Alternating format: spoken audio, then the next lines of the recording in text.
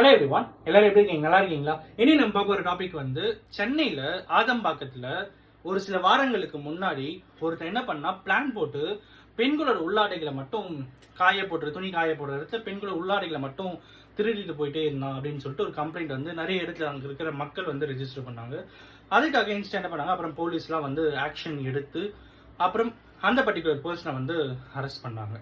இது நடந்த அடுத்த ஒரு வாரம் 2 வாரத்துல திரும்பவும் தாம்பரத்துல ஒரு பெரிய ப்ராப்ளம் ஒன்று வந்து கிரியேட் ஆச்சு. அங்க இருக்கிற லோக்கல் யூடியூபர்ஸ் வந்து எல்லாருமே வந்து இதை பத்தி வந்து ஒரு அவேர்னஸ் வந்து கிரியேட் பண்ணியிருந்தாங்க. என்ன ஆச்சு அப்படின்னு பாத்தீங்கன்னா, பெண்கள் ஓகேங்களா, ஒரு சைக்கோ ஓகேங்களா, அந்த சைக்கோ என்ன பண்றான், டெய்லி அங்க இருக்கிற ரோட்ல தாம்பரம் இருக்கிற ஸ்ட்ரீட்ஸ்ல வந்து போயிட்டு வந்துட்டு இருந்திருக்கான்.